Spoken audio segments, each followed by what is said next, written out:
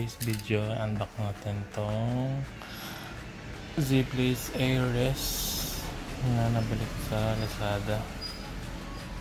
Meron siyang long battery life, water resistant 380 stopwatch, custom watch faces,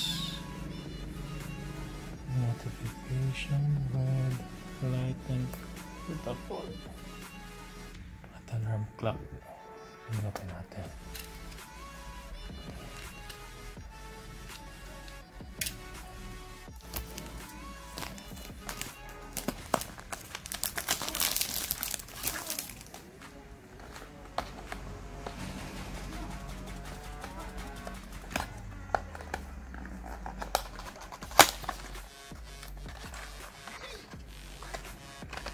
Bago ang laman niya is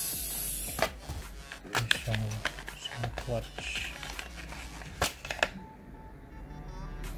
Mukha siyang G-Shock.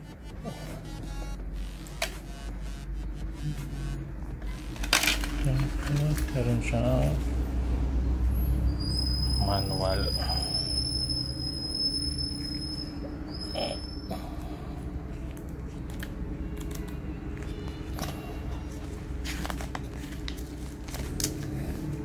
Mayroon siyang charging cable, magnetic.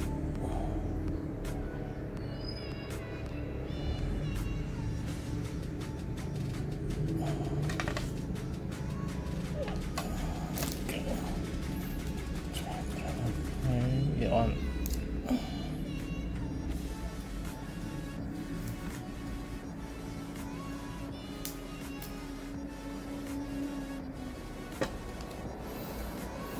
Maganda siya, parang siyang G-Shock.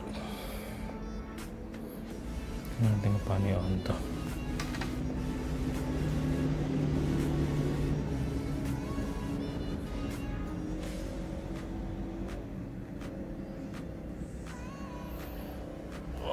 Maganda nga siya.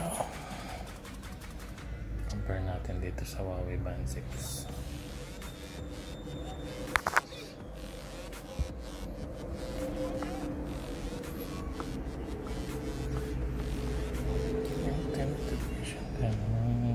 Band 6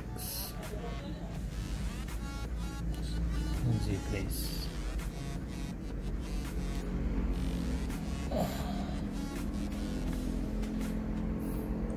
Ito yung sa ano niya, para download yung app niya.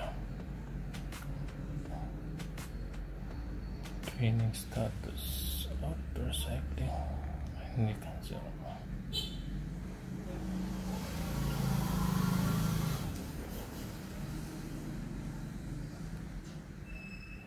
Bali, dalawa lang ang button siya.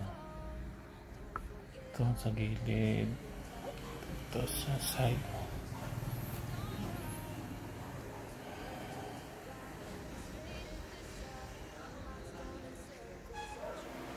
Bali, as per manual, kailangan i-download muna yung GloryFit app para ma-pair yung smartwatch sa mobile. So bali, ito yung GloryFit app from Apple Store. So download muna natin yung app. So kailangan mag-register ka para ma-pair mo yung smartwatch. Ito yung interface no GloryFit app para sa Zeblaze Ares. So ganito pag connect sa device. So please connect device, select device, searching. Pwede na hanap na yung smartwatch. So connect natin.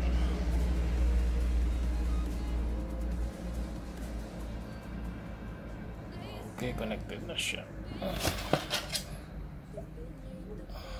Pair.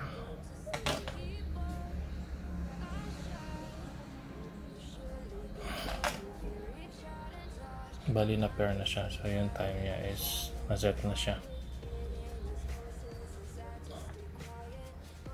So bali ito yung Ano pag nag-swipe up ka?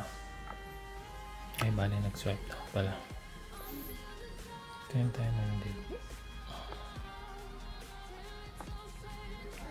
Steps, yung heart rate monitor, yung sleep tracking,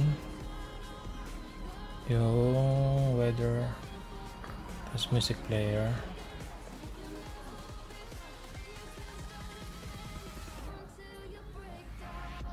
tapos ito yung sa exercise settings, brightness niya, pwede niya adjust.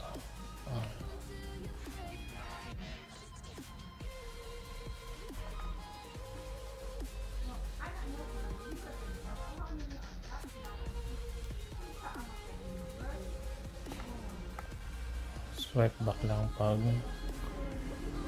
swipe left lang pag mag-back.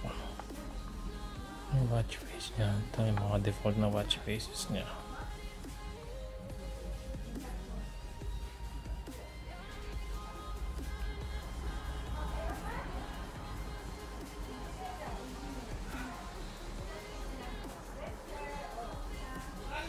So ito yung difference niya sa size ng Huawei Band 6. So mas medyo malaki yata ang display nito.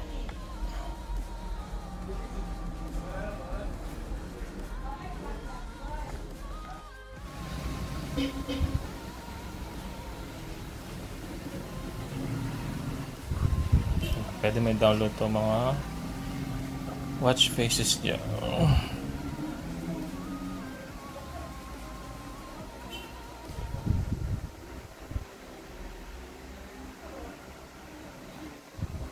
Ito, marami siyang choices. Try natin ito.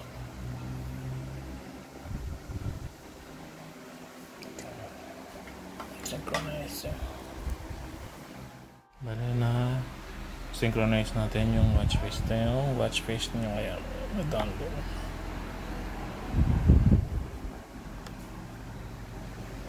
Okay naman siya.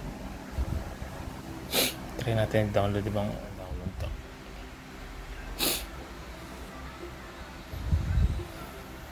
Maganda siya, libre lang siya. Hindi mo na kailangang magbayad ng mga watch faces. Hindi kagaya ng Huawei Band 6. Kailangan download ka yung ganito. Bayad ka ng 15 pesos.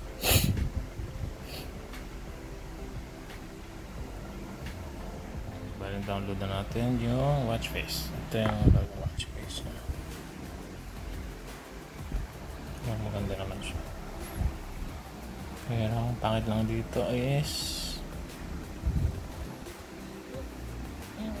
nawala yung kaninang dinownload natin.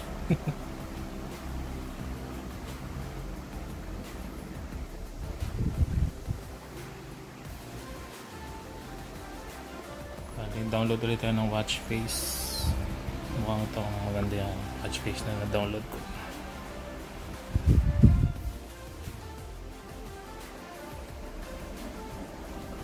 So after nyo ma-download yung watch face, pwede nyo download lahat ito.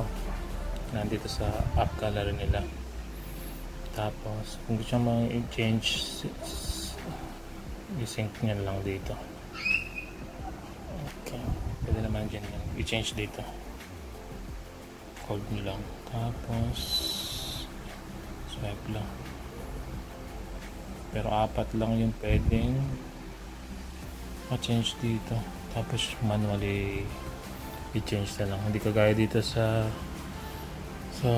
Huawei Band 6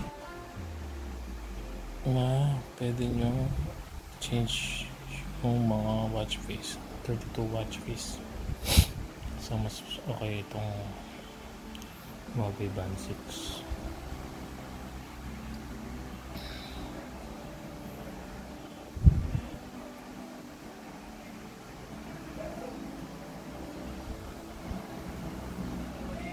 Bali that yun na lang muna as for now. So once na ma-check ko lahat ito, magana tayo ng full review nitong Zeblaze Ares. Okay, thank you for watching. Kung hindi pa kayo nakasubscribe sa channel namin, so please hit the like yung subscribe button and the notification bell. So, para malaman nyo kung may bago kaming upload na videos, unboxing or travel or mukbang videos. Okay guys.